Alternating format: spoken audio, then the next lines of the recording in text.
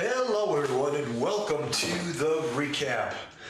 Tonight's episode, we're going to recap episode 29. I was going to say 30, but 30 is the next episode. Episode 29, and a lot happened in episode 29. Before we get into the guts and the gore, we're going to get into tomorrow at 7 p.m. at Central. We're going to continue the campaign. Episode 30. Yes, episode 30. What a wonderful, wonderful, wonderful episode it will be.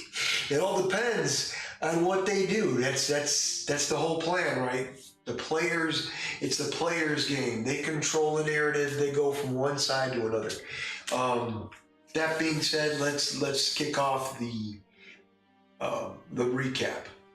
Going over episode 29 and what happened in episode 29. A lot happened. Alexander, played by Christian. Mavic came back, played by George Christopher. And you have Andrew, who plays Brazil, the three. Two were missing. Two major characters were missing. Something is happening where some characters are there, some characters are not. They're being pulled in such a way that there is a dynamic situation going on. Something horrific. And we're going to find out what will happen in the next episode. The characters that were missing, Eliza and Jaros. Eliza played by Colleen. Jaros plays AJ plays Jaros. A little mixture of words here. So anyways, to make a long story short, the characters, Brazil, Alexander, and Mavic, were the only three involved in the last episode. They found the cloak, the Phoenix cloak. How did they find it? It was on this altar.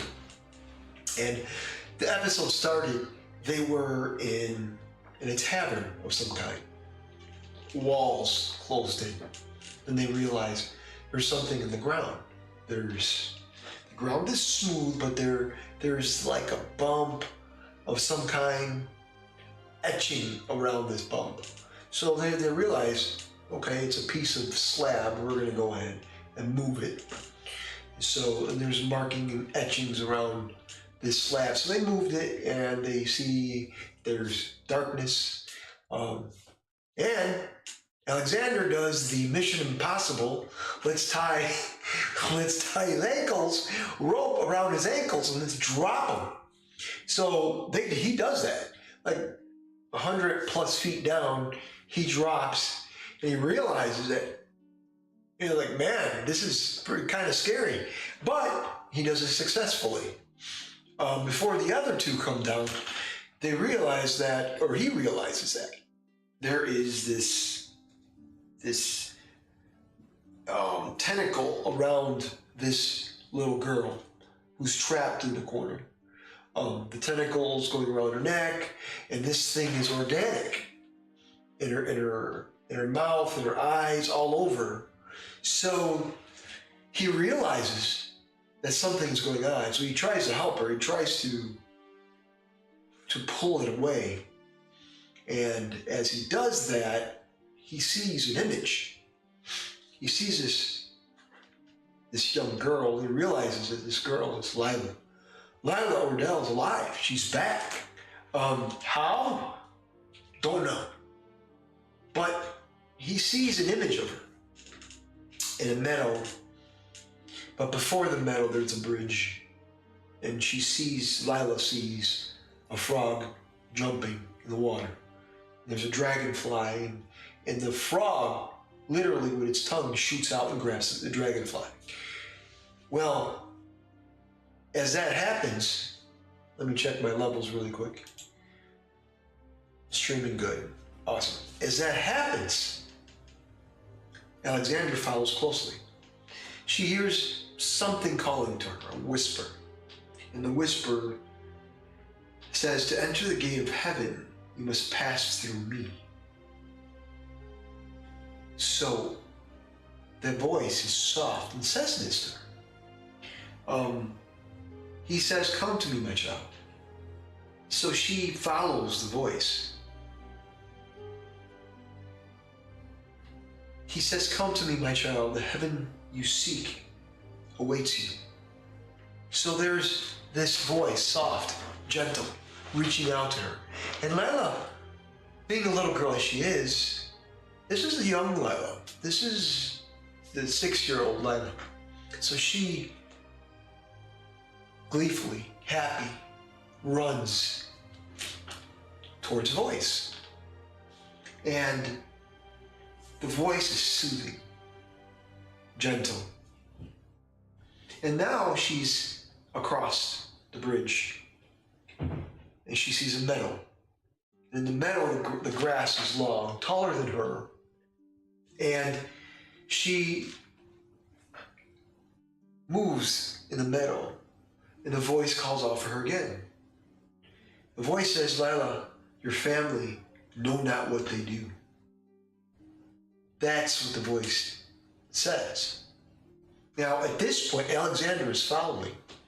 And the gods that he channels, the god that he channels, Zeus, is no longer present with him. It's as if the voice somehow separated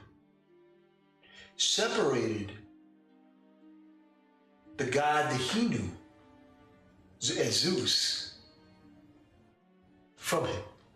So Alexander looks and he sees statues of the god that he was channeling, Zeus. Then there's Thor, there's Loki. You have these Nordic gods, you have these Greek gods, you have different gods, but they're in statue form. They're frozen. So he continues following Lila. And the voice says, "To enter the gate of heaven, you must pass through me." Again. And Lila drops to her knees and she says, "What do I do? What do I do?" And he says, "That is for them to decide, my child." So, what is that voice? That soothing voice? Who is it? What is it? Is it a god from a distant past? Is it someone else? Whoever it is wasn't benevolent. I'm sorry, was it malevolent? Was it evil? It was a soothing, comforting voice. And Lila knew it, so she reached out to it. The episode opened up like that.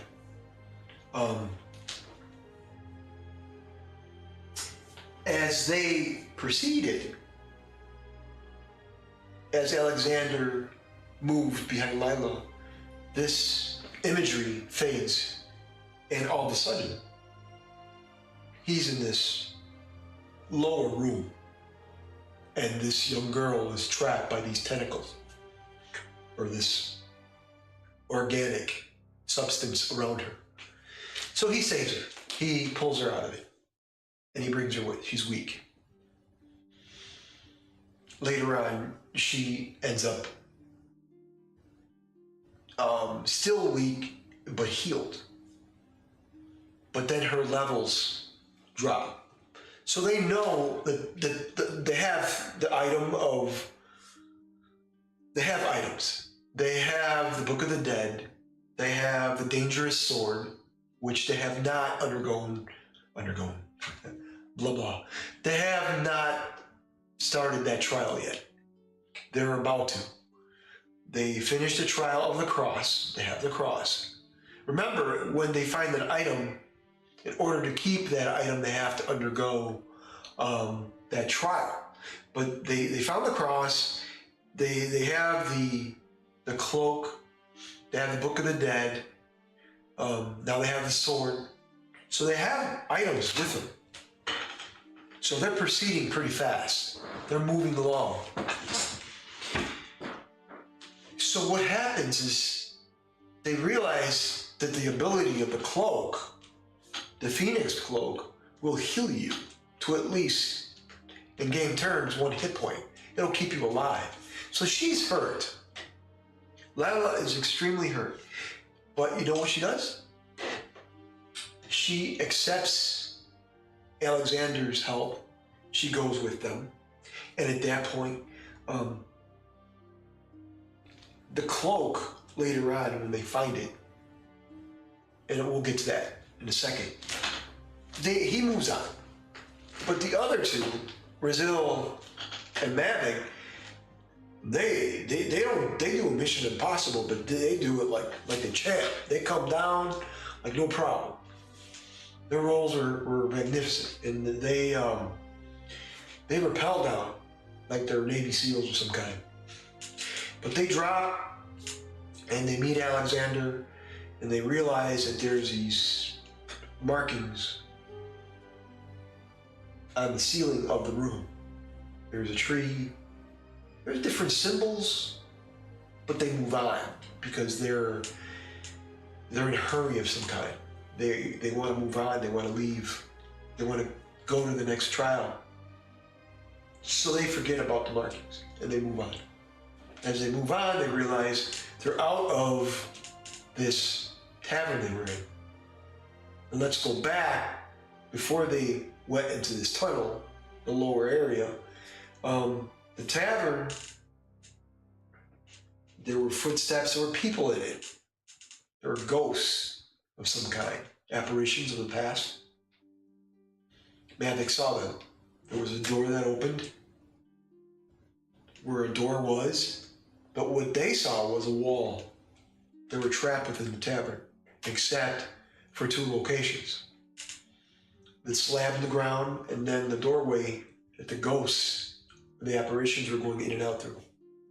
You just had to focus, and they did. But let's flash forward. They already went underneath and they found a way out. So they go to a different room. And this room is massive. And they see this altar. And this altar is beautiful, but there is 2 cages near an altar, and there's torches that are lit. In the cages, there is a skeleton grabbing onto the cage, and the skin is peeling. You could see the bone. You know, you could see some flesh, but a lot of skeleton more than flesh, more bone than flesh on both sides. They see a cloth around the altar. So there's a lot of unique things. And then they find a scroll, which they realize it's a map of different areas. So they find a scroll. So as they approach the altar, they realize that the cloth around the altar is a phoenix cloak. So to protect Lila from her getting sick and dying again, they put the cloak on her. They know the cloak somehow replenishes her health. And it does. It helps her out. Unfortunately, this is one of my big reveals. They awakened a creature called the Ellum. The Ellum has a surname of Elam, and in Hebrew, it means eternity. So they fought this creature. It's a massive worm with 4 tentacles that come out on its sides. And they were fighting. You have Mavic, the gunslinger, with his musket. You have Brazil, the monk, using his fists and mace.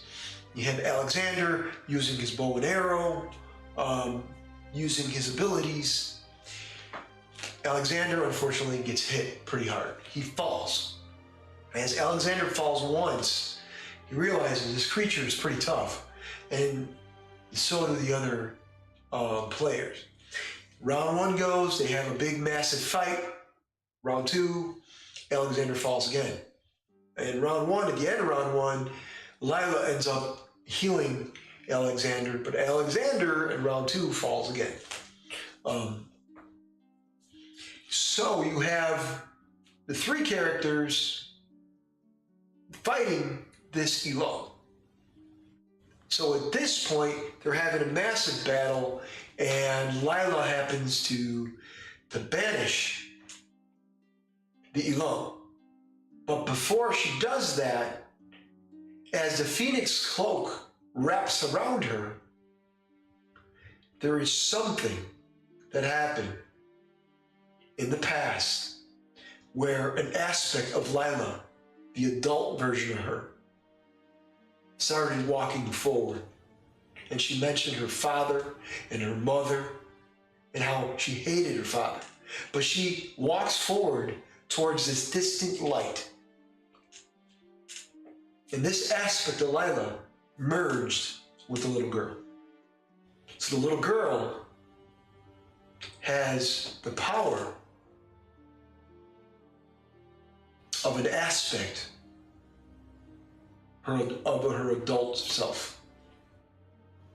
So her adult self merged with the little girl, the power base, the abilities, the strength. So she was able to banish the Ellum.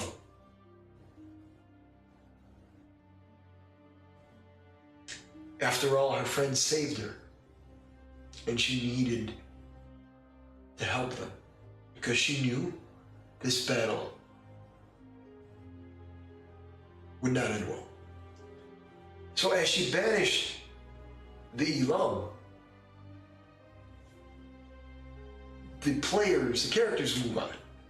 And they realize that Reno, the airship, and the ship, a sentient ship, I should say, waited outside the catacombs, underwater catacombs. The holes, the cave structure was too small for him to go. But he waited outside. And as he did before, the characters are reunited with Reno. Reno before takes off into the sky and meets a friend that Brazil knows and the other orphans. A friend, little witch, her name is Sophia. Now, for those of you who do not know Sophia's story, I'm going to be very brief because it's a long story.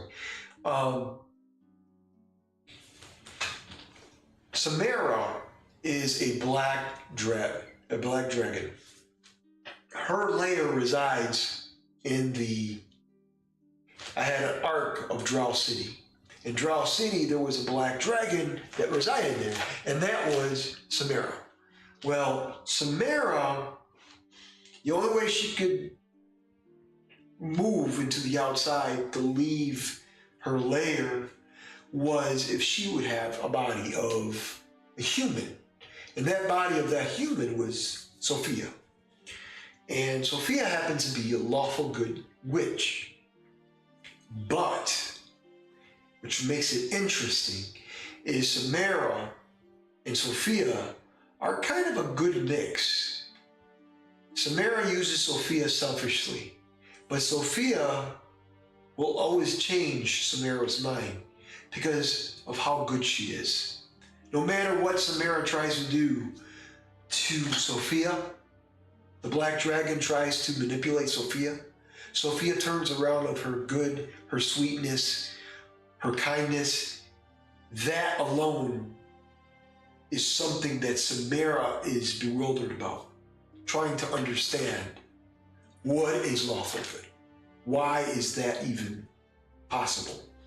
So as she tries to understand Sophia, Sophia uses her in a good way.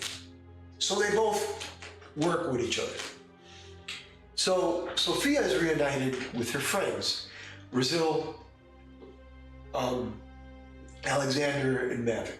But the other party members, Eliza, Jaros, Merc, Theros, Therius, none of them are there. They're all gone. Where did they go? Remember, in the game, in each episode, these players were vanishing. And at the beginning of the arc, I called it the mind of Alexander, or Alexander's mind. And in his mind, he saw a dungeon. And in that dungeon, all of his friends were in that dungeon. Particular friends. Some friends were there, some friends were not.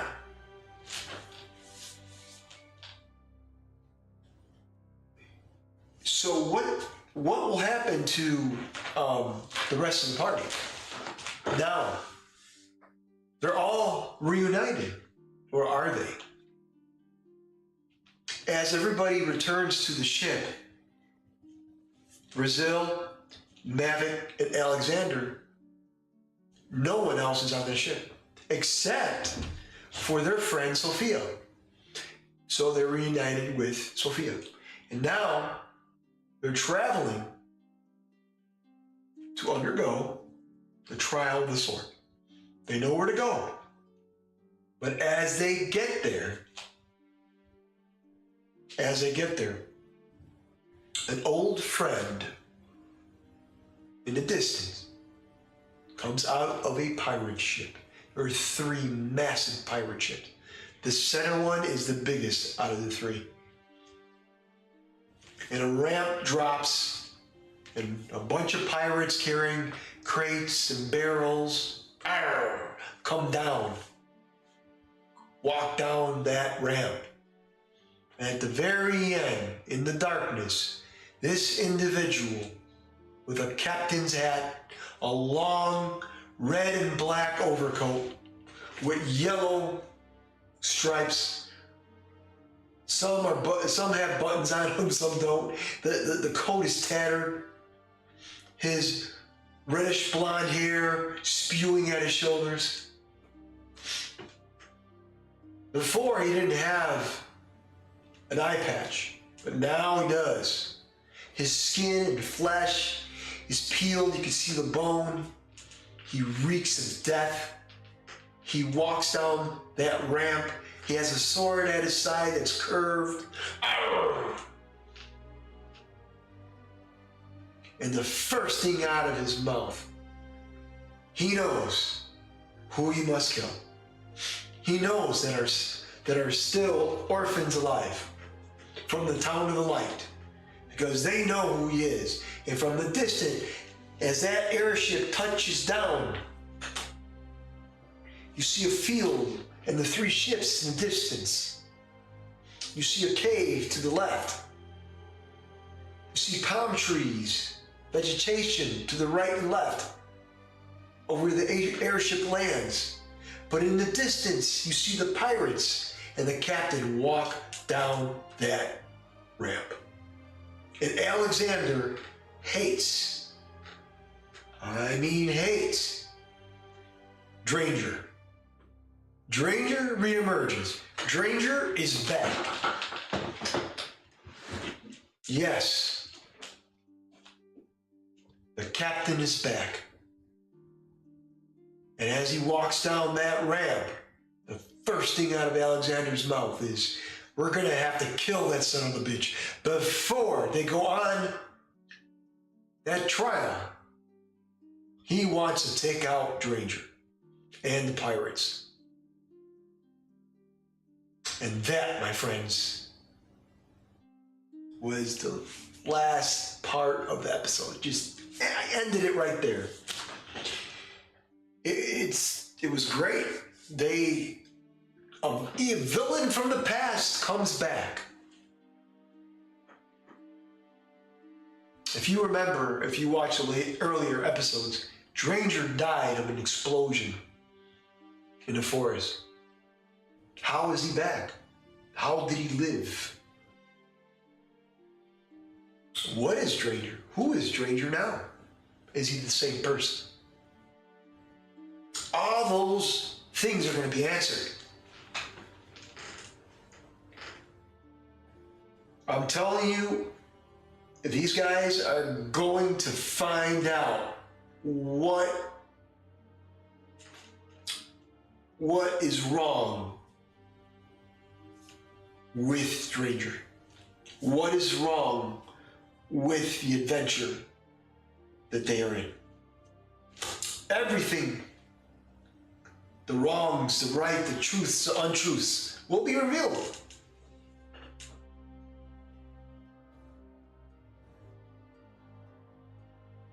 That is that's what's coming tomorrow at 7 p.m. Central.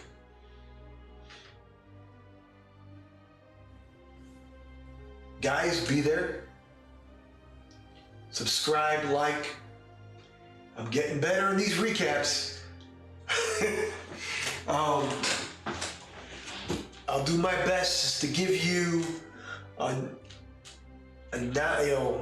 no spoilers. Try not to give you any spoilers. Recap. I'll give you the last episode, but I don't want to tell you too much of what's coming.